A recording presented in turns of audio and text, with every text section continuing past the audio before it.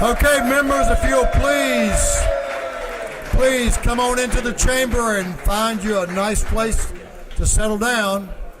We would appreciate that. It's good to see everyone here this morning, so if everyone will come in, we'll be ready to welcome the governor. House members, if you will find your seats, please. House members, if you will find your seats, take your seats, please.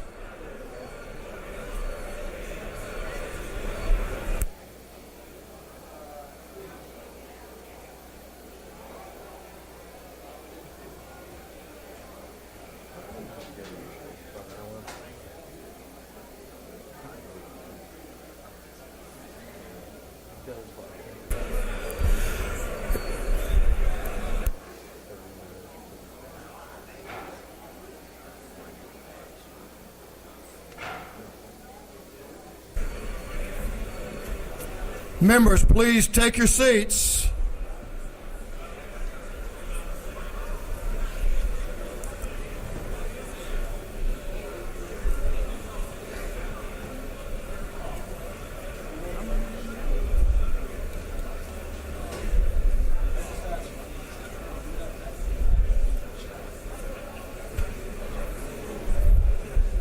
Members, please take your seats.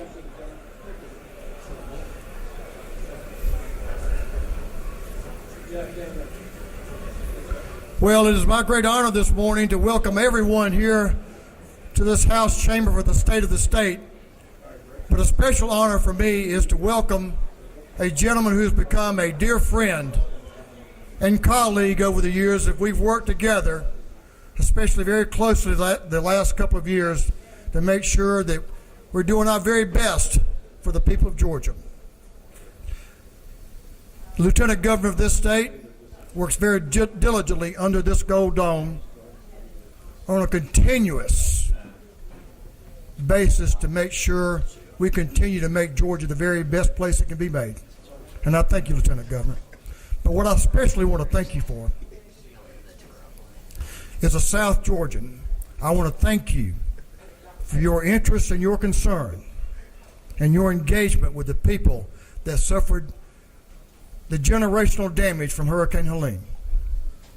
You left this gold dome, you left your family, and you were there with the people of this state.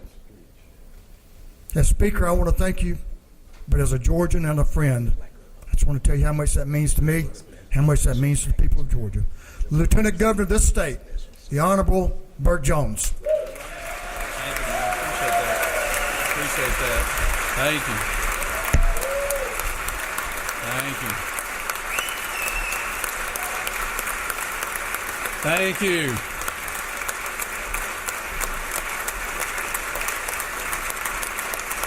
Thank you, thank you, thank you. Thank you. Thank you. No, it's you.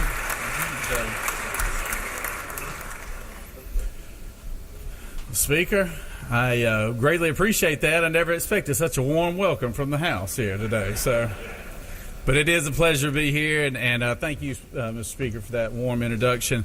And the feelings are mutual. We do have a great working relationship, and I can tell you why, because we both have strong ladies at the House that would set us straight, and Miss Dale Burns and my wife Jan Jones there in the balcony.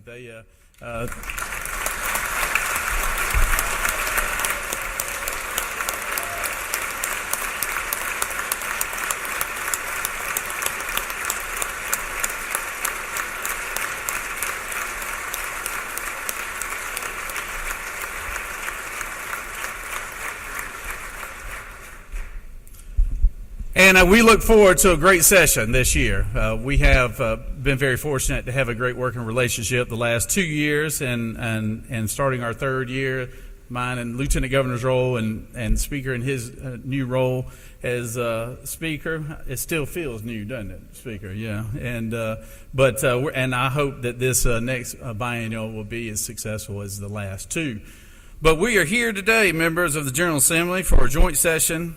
And that joint session will come to order so that we can hear from our governor of the state of the state. At this time, I'd like to recognize Mr. Doorkeeper. President, the Honorable Michael Boggs, Chief Justice of the Supreme Court and the Justice of the Supreme Court, along with the Honorable Amanda H. Mercier, Chief Judge of the Court of Appeals, and the judges of the Court of Appeals await entrance to the chamber. Mr. Doorkeeper, please allow the Honorable Michael P. Boggs, the Justice of the Supreme Court, and the Honorable Amanda Mercer, and the judges of the Court of Appeals, entrance into this chamber.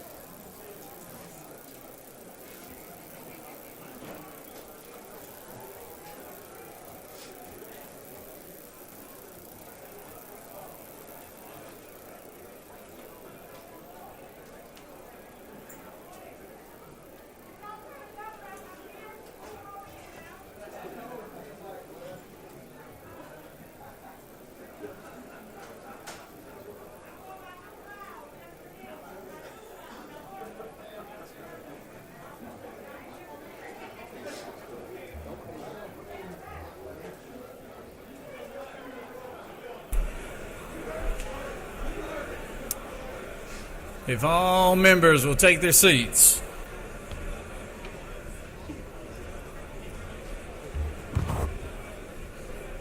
If all members will take their seats.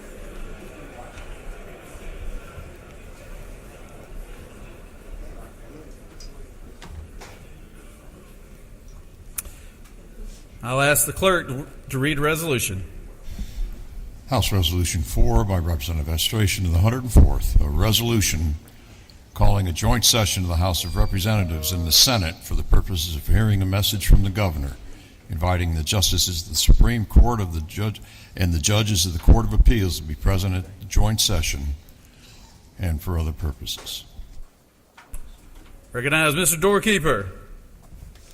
Mr. President, His Excellency, the Honorable Brian P. Kemp, Governor of the State of Georgia, and his Committee of Escorts await entrance to the chamber. Thank you, Mr. Doorkeeper. Please allow His Excellency Brian P. Kemp, Governor of the State of Georgia, and his Committee of Escorts entrance into the chamber.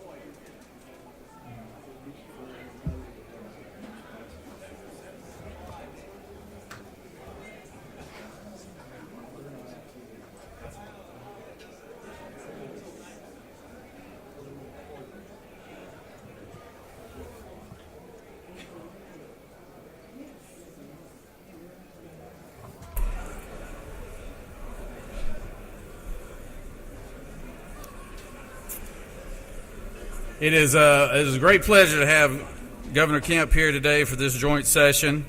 But before we get to the governor's state of the state, there are some very special people here in the audience that we need to recognize. And I know no one more dear to the governor's heart than the First Lady and his three daughters, Miss Marty Kemp. Please recognize Miss Marty Kemp.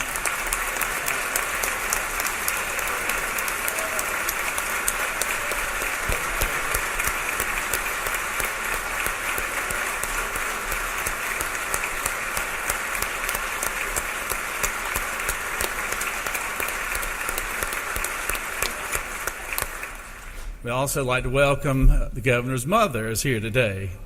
So Miss Ann Cavas.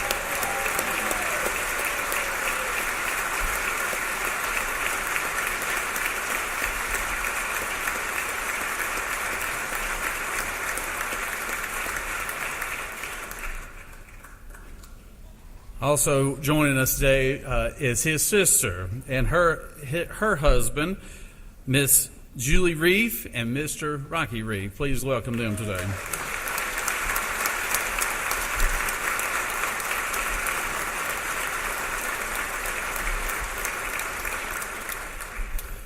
I also like to recognize the First Lady of the Senate, a lady very dear to my heart, Miss Jan Jones.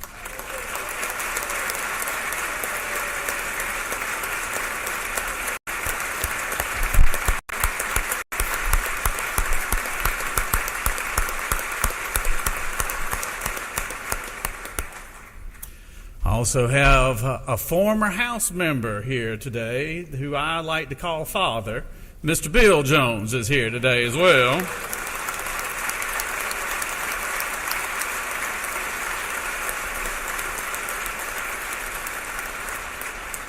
He served, as he says it, he served back in the late 70s and early 80s, and he said that's when we had fun up here. And I'm also proud to have my older brother with us here today. Mr. Brian Jones is also here as well.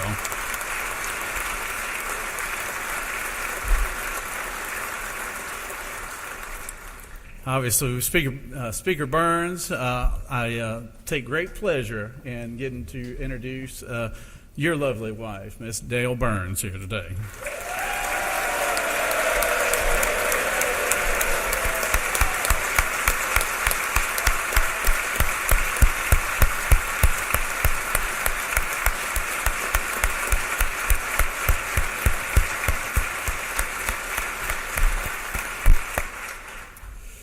The Speaker Pro Tem of this chamber, Ms. Jan Jones, Representative Jan Jones here.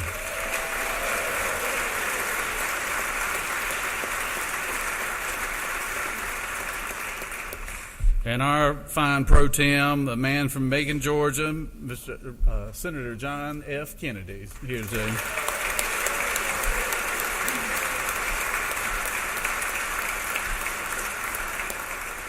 And please welcome all at once all our constitutional officers who are in the gallery there. Y'all please stand and be recognized.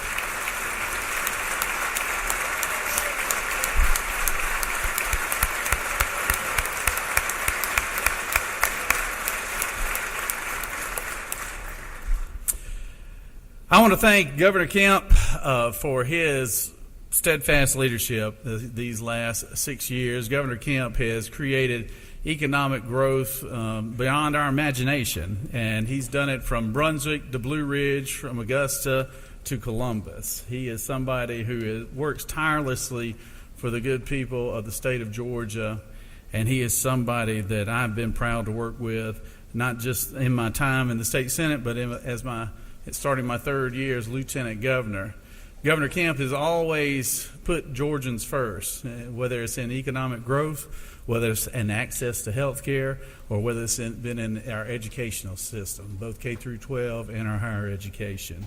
He's guided us through some very tough times and also some very politically trying times. He guided us through a pandemic in his early stages of his governorship. He also led us and really made us a model through the tragic incident that happened during Hurricane Helene, where we had so many of our Georgians who were affected by it. You didn't hear a lot about it on the national level because Governor Kemp and his team did such a great job of getting in front of that storm and before and working through the aftermath before the news media could pick up on the fact that Georgia was doing things right. We weren't trying to blame anybody else. We were doing things right.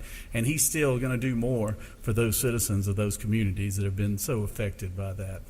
He is in his last 2 years, and he deserves a lot of respect, and he deserves a lot of credit for what we've been able to do here as elected officials in this state. And I look forward to serving the next 2 years with Governor Kemp as well as Speaker Burns, with you as well, our elected officials, both on the House and Senate side. So please give a warm welcome to the Governor of the great state of Georgia, Mr. Brian P. Kemp.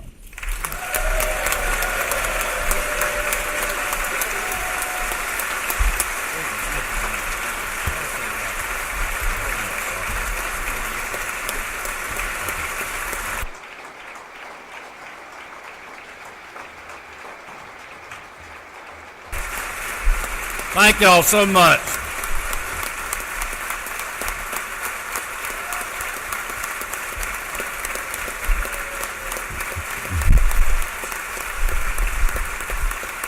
Thank y'all. You're very kind. Thank you very much.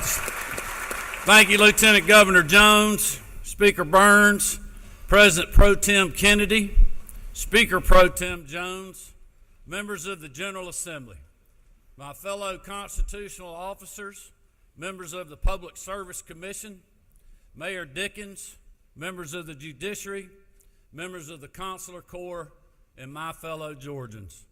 As we begin a new year with some new colleagues under this gold dome, and as we reflect on the past successes and challenges of prior years, I'm reminded again and again that no matter what, Georgians outlast the tough times and achieve new heights of success.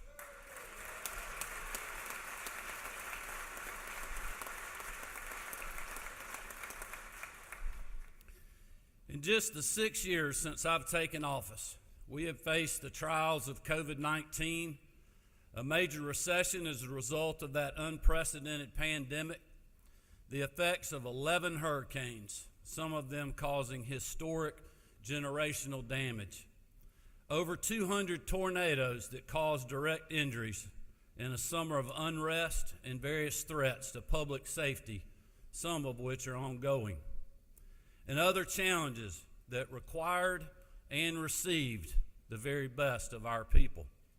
And through it all, time and time again, Georgians have risen to the occasion. As the saying goes, tough times don't last, but tough people do. And if there is anything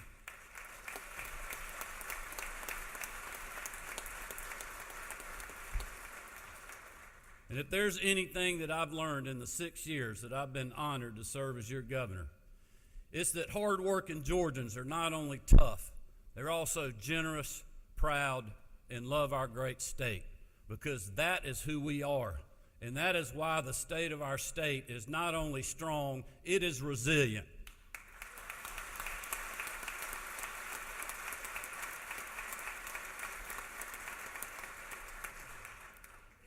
Marty and I have been especially reminded of that following the devastating impacts of Hurricane Helene. With historic rainfall and mudslides in North Georgia, record flooding in Atlanta with over 11 inches in just 2 days, and a massive amount of damage across much of the southeastern United States. Hundreds of thousands of Georgians across the state were victims of that storm's fury. Georgia Power reported it was the worst storm they've ever seen, with over 11,800 power poles broken, over 5,800 transformers damaged, and over 20,000 people who worked around the clock to restore power. In total, 230 people across the country lost their lives, 34 of them right here in Georgia, including 4 of our children. Marty and I toured 16 of the hardest hit counties in Helene's wake, and in every community we saw utter devastation. But in the face of grief and unbearable loss, we also saw everyday heroes. We saw neighbors helping neighbors, lending a hand or a chainsaw even when their own home or farm was in need of attention. We saw brand new church outreach programs feeding whole towns. And we saw first responders who put their lives above their own. Will you please join me in applauding their bravery?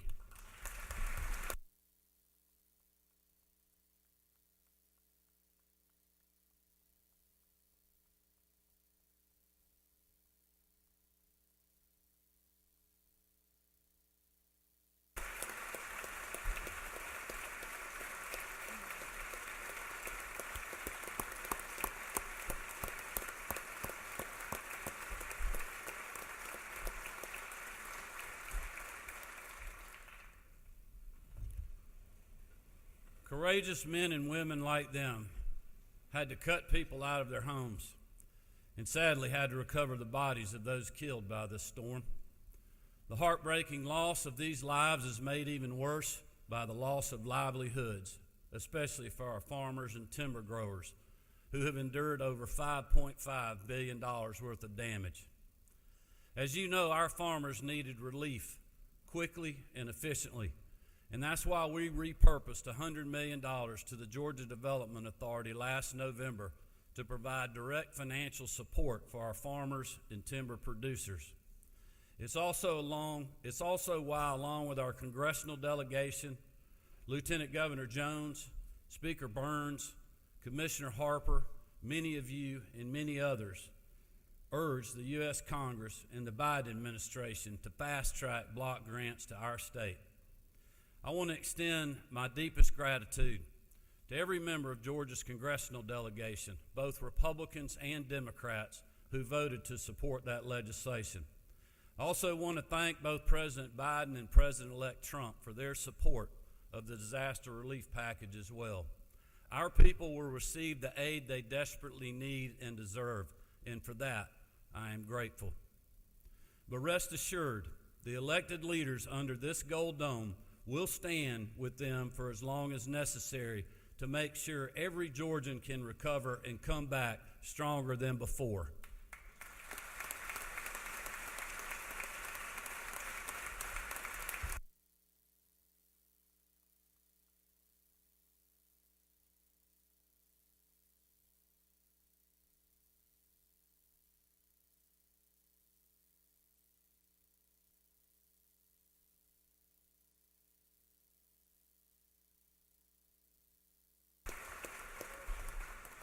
Thank you, and I thank the many members who worked so hard out there on the ground as well in helping with the recovery. And just as communities across the state need relief after Hurricane Helene, all Georgians need permanent relief from the historic storm of inflation. The past 3 years have drained family bank accounts, sapped the strength of our small businesses, and left too many Georgians struggling to make ends meet. From groceries and rent to building supplies and everyday goods and services, the price of nearly everything Georgians purchase or consume has gone up, often faster than their take-home pay. This happened because the federal government decided to spend your money like it was somebody else's, like a credit card with no limit that someone else would have to pay back, instead of reining in spending, cutting taxes, or even coming close to balancing a budget. But in Georgia, we don't conduct the people's business with trillion-dollar deficits or endless continuing resolutions. Just because we take in more money doesn't mean we need to create new big government programs to fund for eternity. Instead, we budget conservatively, fund our priorities, keep government efficient, cut taxes, and then return that money back to you.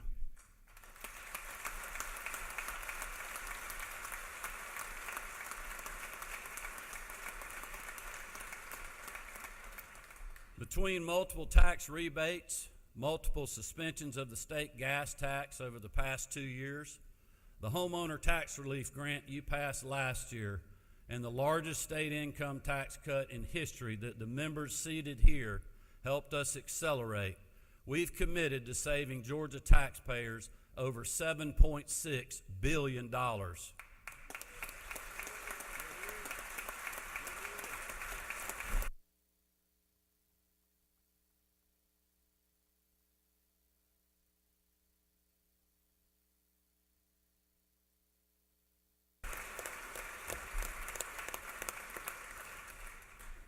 And because of our conservative approach to budgeting and this body's support in holding the line on state spending, along with the incredible economy we've bolstered, we're able to double down on that relief. The prior acceleration you passed last session brought down the Georgia income tax rate to a rate of 5.39%, down a full 36 basis points from where we started in 2022. Today, I'm proposing a further cut of 20 basis points to bring us down to just 5.19%, saving Georgians another $7.5 billion over the next 10 years.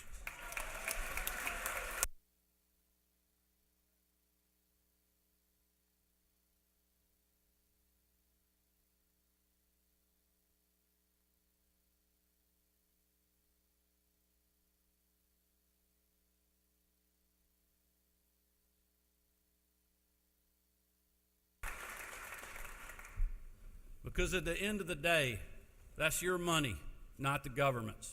And here in Georgia, we believe you should keep more of it.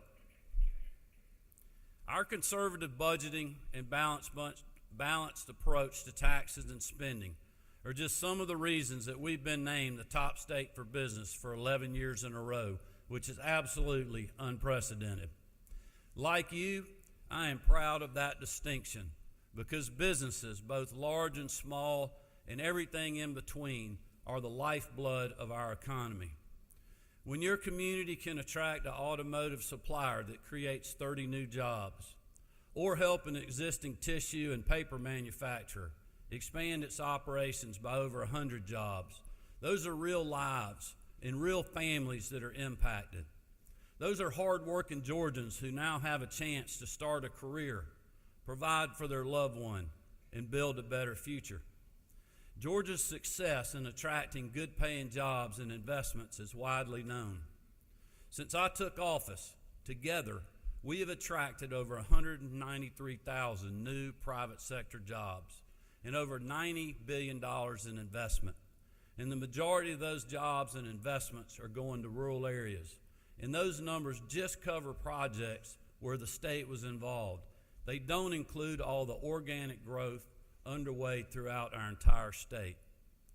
Over the last 20 years, we have fought through economic headwinds and a pandemic, while still remaining one of the best states for business and economic opportunity. Georgia prevailed because when a state welcomes job growth, innovation, and prosperity, everyone prospers, no matter their zip code. While we're number one for business because we listen to and work with new and existing job creators. We didn't hand out government mandates or let partisan politics dictate state policy. We let our people and our job creators lead the way. We trusted hardworking Georgians to use their God-given abilities to create and innovate, and our state is better off for it. But Georgia's economic success is a lot like football. To quote Coach Kirby Smart, humility is only a week away, and there are storm clouds on the horizon. As we look ahead, I believe one of the biggest threats to Georgia's future is our state's legal environment. Last year, my office worked with the General Assembly and the Insurance Commissioner's Office and John King to pass House Bill 1114.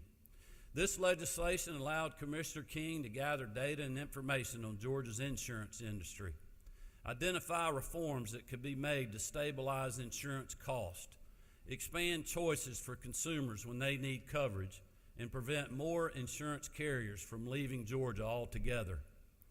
Additionally, over the last few months, my office hosted 3 roundtables throughout the state, listening to small businesses across a wide range of industries, including healthcare providers from Albany to Toccoa and some of our state's largest employers. Even though each person at those roundtables came from a different part of our state, represented a different industry or business, told a unique story, or had a different perspective, the call for action was unanimous. It's abundantly clear that the status quo isn't working, and a failure to act on meaningful tort reform will continue to put Georgians and their livelihoods in serious jeopardy. For some that I met, the cost of insurance is threatening their ability to operate. Small business owners reported insurance premiums up anywhere from 30% to over 100% over the last few years, costing them hundreds of thousands or millions just to get basic coverage. For too many of them, that meant holding back on hiring more employees, waiting to grow their business, or making difficult decisions about whether or not they could even keep the lights on. For others, the biggest problem was the complete lack of insurance options, or the threat of paying thousands or millions to fend off excessive lawsuits.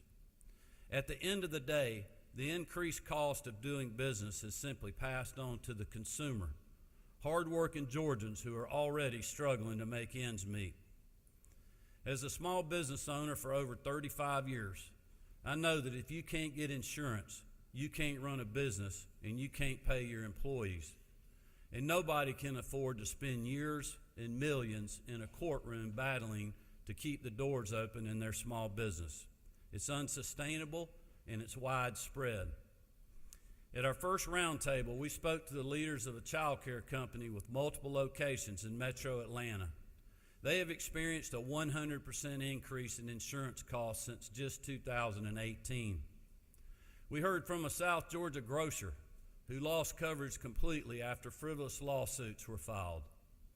One business owner's statement stuck out to me. He said, "At this point, I don't feel like I'm able to run my business. I'm just trying not to lose it." That sentiment carried into our second roundtable with healthcare providers in Macon, where we heard firsthand the challenges our legal environment poses to critical services, our healthcare workforce, and the ability for hospitals and clinics to operate. One hospital system that serves much of rural Georgia had liability premiums go up 115% in just 1 year.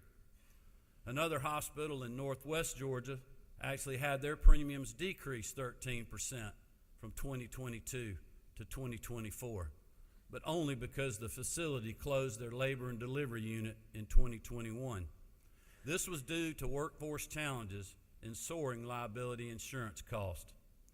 We were told story after story of hospitals struggling to recruit and retain doctors, especially OBGYNs and other specialty disciplines, because other states offer stronger protections for healthcare providers, lower insurance rates, and a more level playing field in their courtrooms.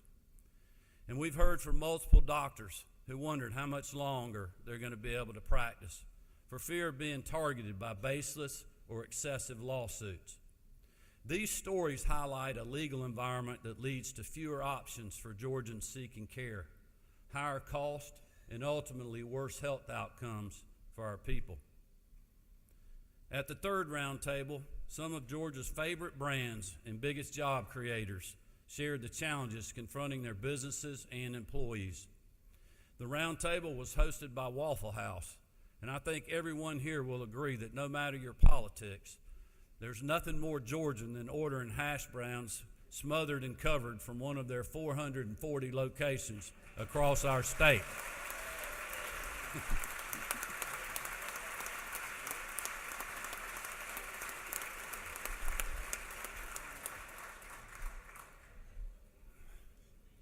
I knew that hash browns line would get y'all. Whether it's an emergency family trip on Thanksgiving because the turkey ended up burnt, a midnight meal during an all-night study session in college, or celebrating the big win by your son or daughter's rec team, Waffle House and great Georgia brands like them create unforgettable memories for all of us. They also create opportunity and a great career for their employees, over 10,000 of them in Georgia alone. Waffle House, as you know, is open on July 4th, Thanksgiving, Christmas, New Year's, Easter, and everything in between, in case one of us needs a cup of coffee, an all-star special, or just a friendly smile. In fact, they're only closed when disaster strikes, or unfortunately, when they can't afford to remain open because of a legal environment that forces them to limit hours, hold back on hiring, or change their business model. Georgia accounts for roughly 22% of Waffle House locations in the country, but almost 37% of their litigation cost. Their liability insurance premiums have gone up 235% since 2018, and their average cost for a negligent security lawsuit in Georgia is 5 times higher than in Florida, 9 times higher than Texas, 21 times higher than South Carolina, and 27 times the average cost of a similar lawsuit in Alabama. When we talk about how to continue Georgia's success as the top state for business for the next 11 years and how to keep our state's best and brightest days ahead, it starts right here. Stories like Waffle House, stories like those small town grocers and child care facilities, the mom and pop restaurants that make our communities special, the healthcare providers who are there for us when we need them the most. Without them, our state is not the same, and Georgia will never realize its full potential. The tort reform legislation my office will introduce in the coming days will be comprehensive but fair, because in Georgia we believe those who do wrong should be held accountable, and if you have been wrong, you deserve justice. I also believe the legislation we will be introducing can and should have bipartisan support. Making sure your neighborhood has a grocery store with fresh food available to a young single mom or an elderly couple on a fixed income isn't a Republican or a Democrat issue. Recruiting an OB/GYN or a GI doctor to your hometown doesn't depend on what lever you pull in the voting booth. Stabilizing the cost of car insurance and ensuring families have access to affordable housing is not partisan, it's common sense. Giving working people and small business owners a chance at the American dream is about who we are as a state, not what political party we support. To my Democratic friends, there is no reason we can't tackle tort reform together. Passing anti-hate crimes legislation, repealing the citizen's arrest statute, and supporting victims of human trafficking. These are all tough issues, but Democrats and Republicans accomplished them together because it was the right thing to do for all Georgians, not just the ones that voted for us.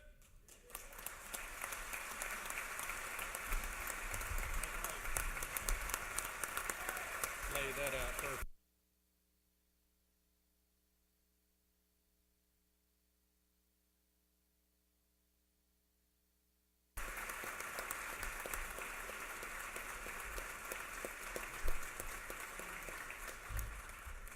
As a former legislator myself, I can promise you that a vote to support the hardworking men and women of our state, a vote to put them first ahead of the status quo, is never a bad vote.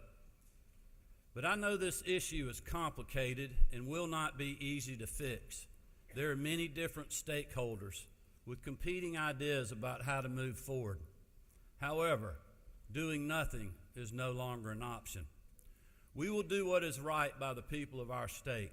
We will be fair to all involved in this important debate, and we will work together to pass legislation that strikes the right balance and puts hardworking Georgians first.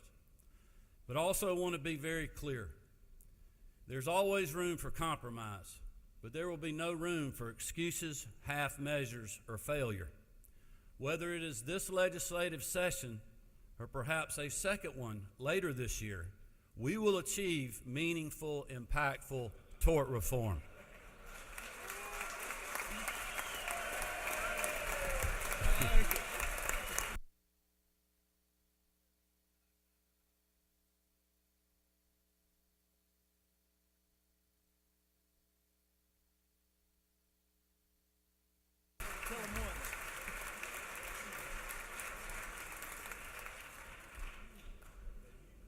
The Lieutenant Governor and the Speaker noticed how quick y'all picked up on that last line. Because if we take seriously our mission to keep Georgia the best place to live, work, and raise a family for the next generation, we have to get off the sidelines and get to work. Keeping our state moving in the right direction also means proudly supporting our law enforcement and honoring those who bravely run into the face of danger to protect and defend us all. Last year, when a deranged gunman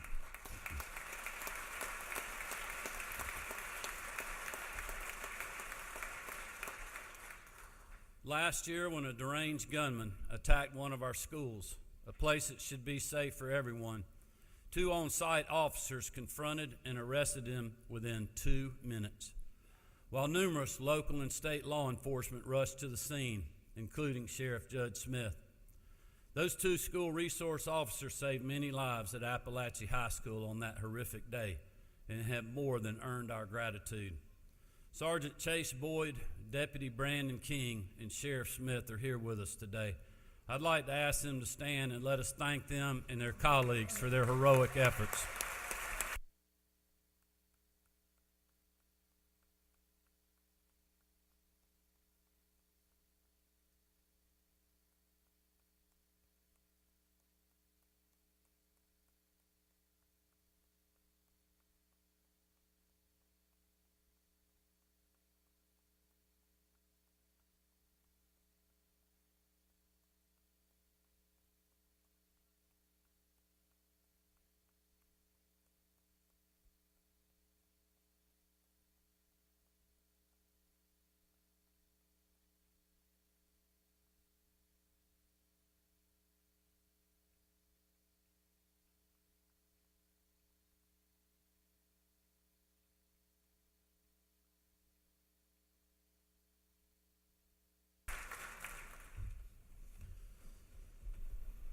As you can imagine, these 2 did not want to be with us here today. They wanted to be protecting their school, but I told them it was important for them to be here, for us to let them and their colleagues around the state know how much we appreciate what you do every single day to keep our schools and our communities safe. Thank you all.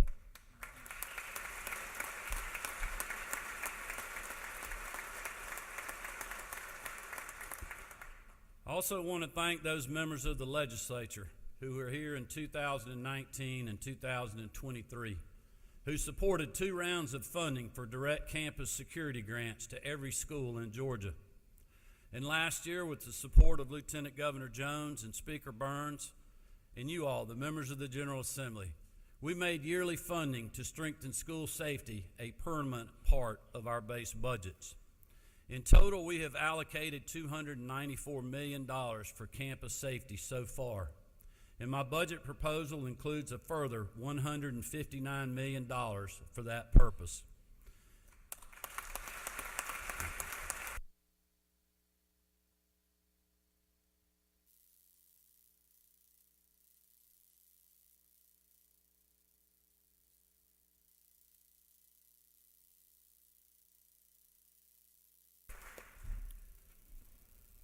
And just as we're protecting Georgia's children in our classroom, we're also going after those who target them outside of school, including gangs and human traffickers. Thanks to the vital work of the members of the Grace Commission, law enforcement partners, including the GBI's Human Trafficking Exploitation Unit, and prosecutors on the state and local levels, all championed by the nation's best First Lady, Marty Kemp. The state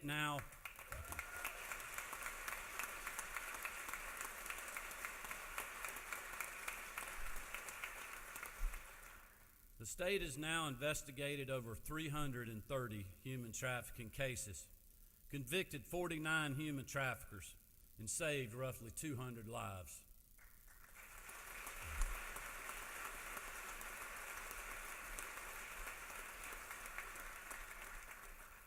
I want to thank Attorney General Chris Carr and the Human Trafficking Prosecution Unit, led by Hannah Palmquist, for all that they have done to help make Georgia a safe place for victims and a hostile state for the perpetrators. The Attorney General's office has also investigated 140 gang-related cases, securing 52 convictions and charged more than 140 individuals. And that's just since the unit was stood up less than 2 years ago. My budget includes just over $1.2 million to expand the gang and human trafficking prosecution units in the Attorney General's office to to further this good work. Also, Marty will spearhead the passage of her 10th human trafficking bill that will reinforce the good work of the Grace Commission. Their resilience in fighting this good fight is why Georgia is leading on this issue, and this latest measure will be yet another reminder that if you come after our children, we are coming after you.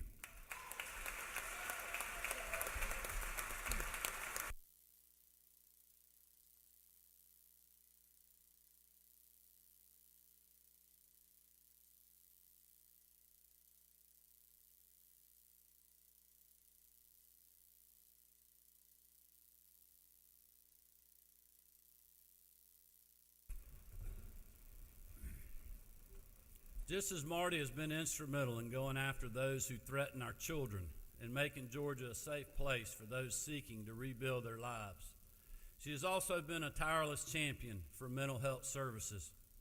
For over a year now, as she has promoted the 988 Suicide and Crisis Hotline, she has carried this message forward: it's okay to not be okay.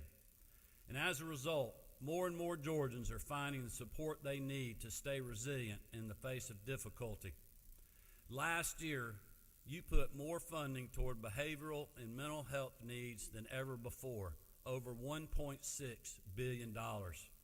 I want to thank the First Lady, Commissioner Kevin Tanner, and the frontline caregivers who are helping Georgians process and overcome the challenges of mental distress. Several of those caregivers have joined us today. They are the true coaches of resiliency who help children and young adults deal with the unimaginable. Christina Lowe, Whitney Hardegree, Laura Etheridge, and Karen Hope were some of the first on the scene in the days following the tragedy at Appalachia High School. Their strength, knowledge, and skill have helped those who have witnessed evil be able to move forward and continue on life's path, and for that, they have our deepest gratitude. I'd like to ask Christina, Whitney, Laura, and Karen to please stand and let us recognize you and thank you for all that you are doing.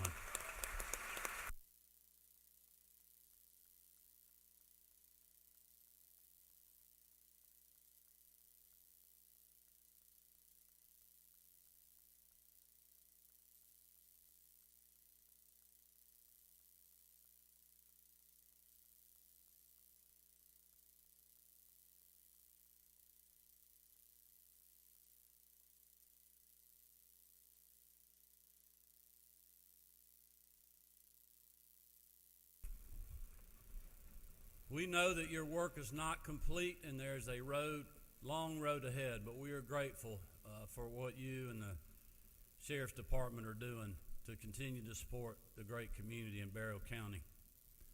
Mental health services like this are improving the quality of health care and access in our state, as is the newly launched state-based exchange, which is the latest milestone on the plan we laid out in the Patients First Act of 2019. These ongoing efforts are lowering the cost of premiums and increasing the number of those insured in Georgia. In fact, since I took office, the combined work of Georgia Access and Georgia Pathways is covering over 1.5 million people across our state. I will continue to repeat this until I'm blue in the face, even though many on the other side or in the media do not want to hear it. We are covering well over 200,000 more Georgians than traditional Medicaid expansion would cover. And those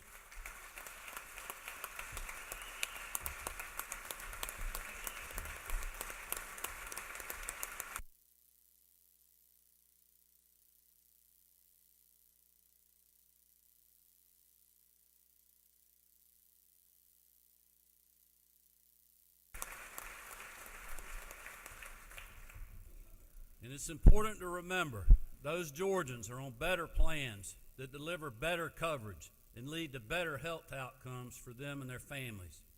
In fact, since I've taken office, we've seen over 93 provider rate increases through traditional Medicaid, and costs to the state have grown by more than $250 million per year.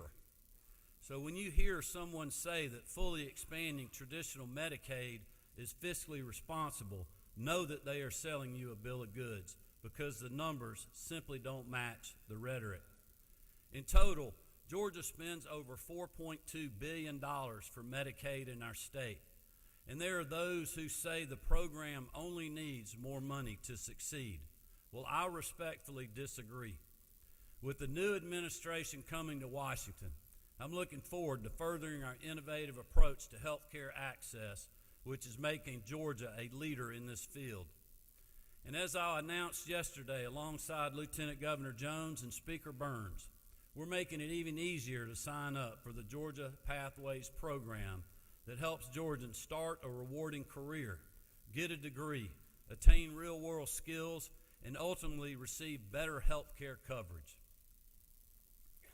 My high school football coach used to say, winning is contagious. He knew that when you have the momentum, when the entire team buys into the same mission, the same vision, when they play for each other, good things happen. Much like winning in football, I believe Georgia's success can be contagious. In spite of unprecedented challenges and many hard days, Georgia has enjoyed historic success. From jobs and investment, growth and opportunity, to freedom and prosperity. As the speaker always says, it's a great time to be a Georgian. We achieved more than many thought we would, and we proved big things can get done. We showed that the Georgia way is indeed the better way. So let's keep playing hard for the people who sent us here. Let's keep putting hard-working Georgians and our state's success first. Let's avoid distractions and line up together to secure victory. I believe Georgia's success, its prosperity, and its promise for opportunity for all are indeed contagious, and it's our job to keep it that way. So let's get to work. Thank you all. May God bless you, and may God continue to bless the great state of Georgia. Thank you very much.